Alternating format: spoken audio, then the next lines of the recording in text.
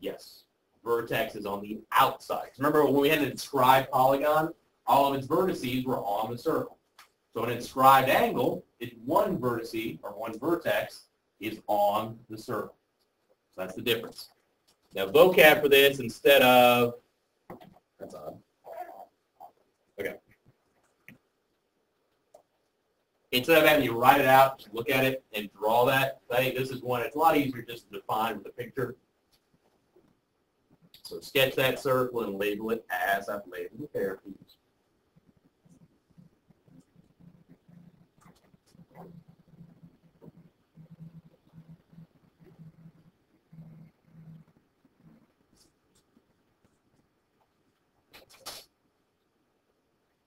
As you've drawn it, just kind of think about, hey, that's what the inscribed angle is, and that's what you all are kind of describing.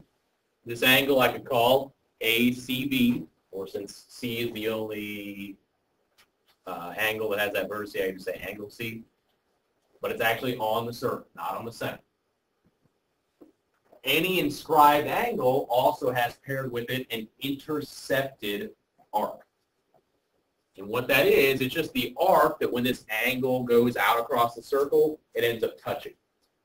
So that would be arc AB. That's what it says down there.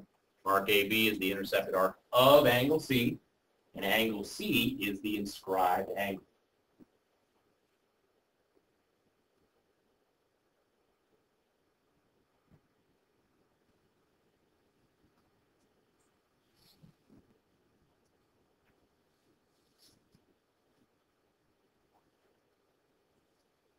We just talked about it a little bit ago. You remember for central angles, how did that relate to the minor arc that they made? What's true about the measure of the minor arc and its central angle? They were the same. They had the same measure. With inscribed angles, just by looking at it, what do you think is going to be bigger? The angles measure or the arcs measure? It is the arc. If you kind of visualize this a little bit, the central angle, it started here, it went there. So if I pull that angle and move it across here, it's going to get bigger before it gets to the circle. So the angle is not changing, but where it hits the circle is going to be bigger. And that's kind of where this comes from. This is our rule for figuring out the measure of an inscribed angle for its intercepted arc.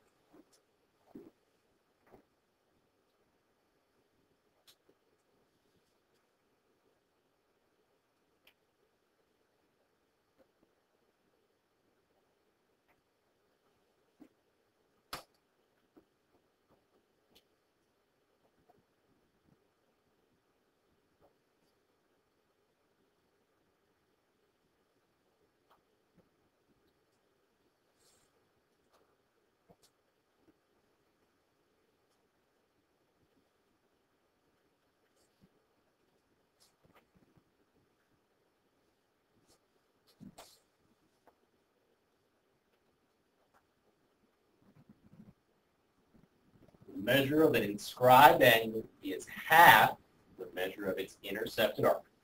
So in our case, the measure of angle C is equal to a half the measure of arc AB. So there's always a 2-to-1 ratio between the measure of the arc and its inscribed angle. And that is something you're just going to kind of have to remember. Central angles equal their arcs. Inscribed angles are half their arcs.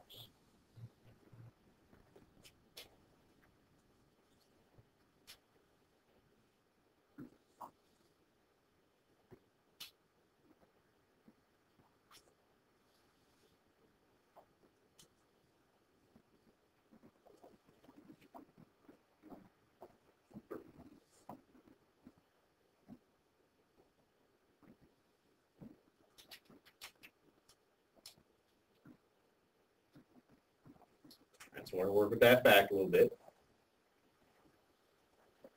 This, don't worry about writing that down. As much as going on there, it's probably not worth you taking the time to try to copy it. So just kind of follow along.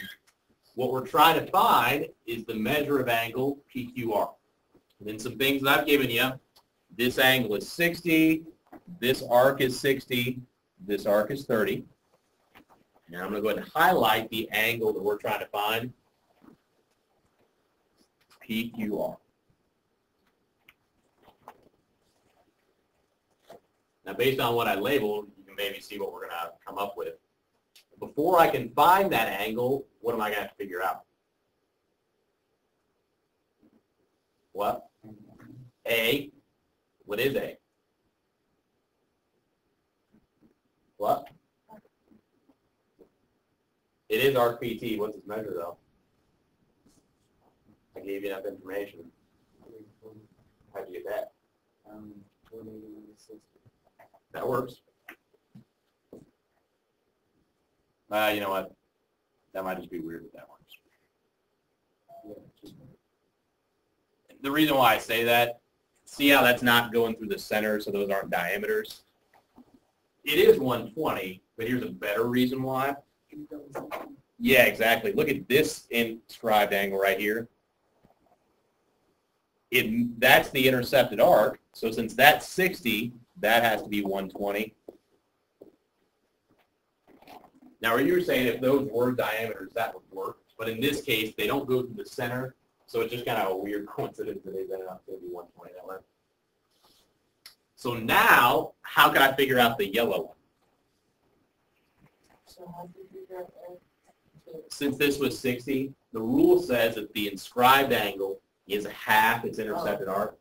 So to go the other way, I just doubled it. All right. Is that where you said? You had 1,000 times to use 60. Yeah, see this whole arc all the way around here? That's its inscribed angle. So you take 120 plus 30 plus 60, and what do you get? 210. So the measure of angle PQR is going to equal a half of 210, which would just be 105. So there's our answer. Sometimes you might have to figure out something else first and then use that to get your answer. So don't get frustrated if you can't do it with what you're given. Sometimes figure out some other parts first, then you can get your answer.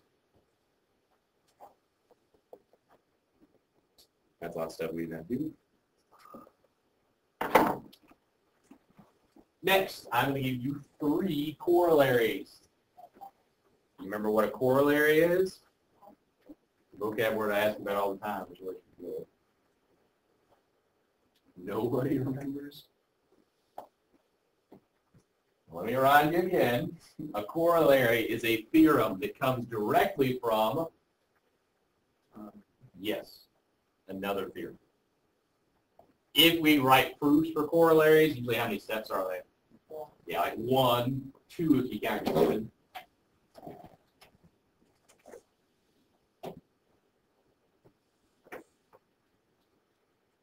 First one says, 2 inscribed angles that intercept the same arc are congruent.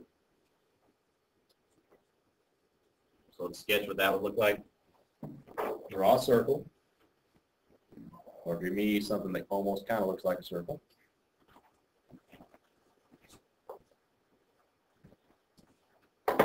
And I'm going to draw an inscribed angle.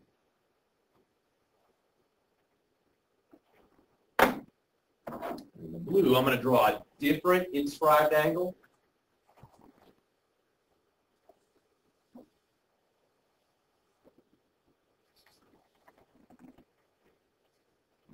You see why it fits that corollary, though? They're different angles because their vertices aren't on the same place. Yeah, see this arc here?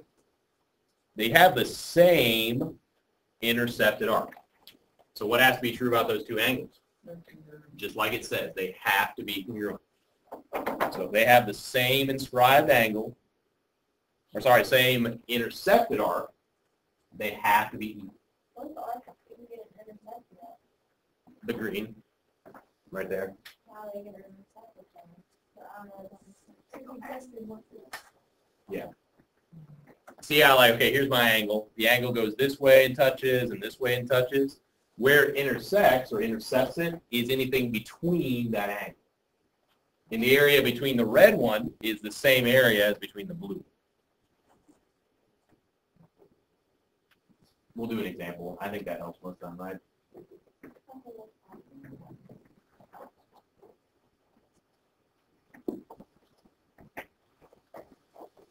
Next one, we're actually going to do a little mini proof for it. An angle inscribed in a semicircle is a right angle. An angle inscribed in a semicircle is a right angle. As you're writing that, think about how we could really easily prove that that's got to be true.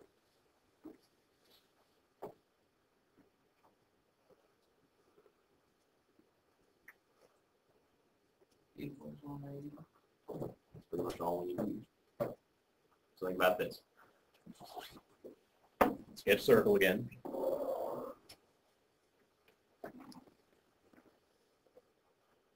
And then on our circle, kind of show a diameter.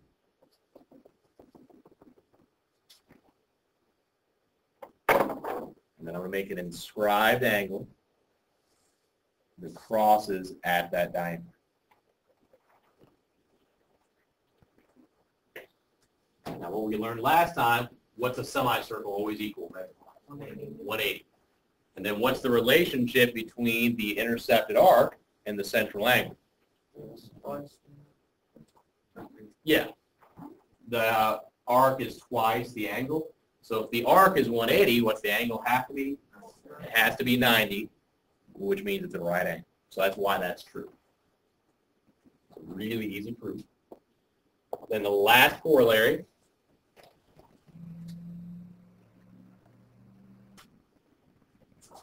The opposite angles of a quadrilateral inscribed in a circle are supplementary.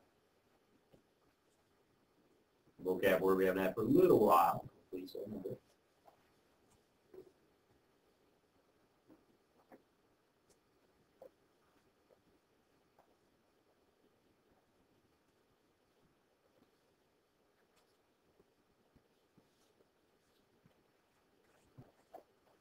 Another circle, please.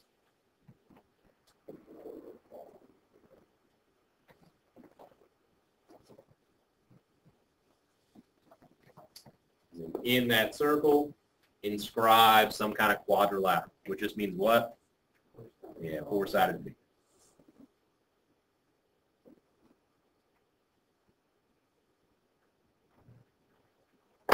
Inscribed, all of its vertices touch the circle.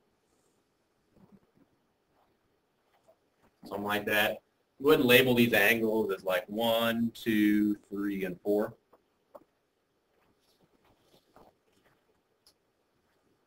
So according to this theorem, what do we know about angles 1 and 3? No. And that means? Them added together equal 180. Yes. So the measure of angle 1 plus the measure of angle 3 is going to equal 180 degrees. What else could we also say? I don't think we need to write that, but that'll also be true. So the opposite ones end up being supplementary.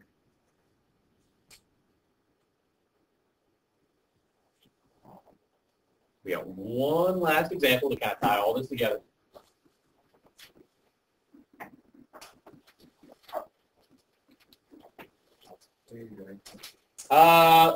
No, I just look at it. In the diagram at the right, find the measure of each numbered angle. Find the diagram? Yeah, I don't know what I was thinking. That'd be a pretty challenging question. Yeah, that would be a tough one. Go ahead and try this on your own. What I want you to do is at least figure out one of the angles on your own.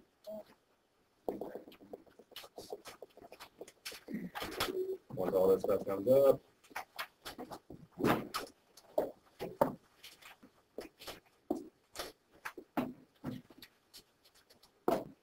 Page 713, 1 through 29 odds. That I'm just going to let you work on your own.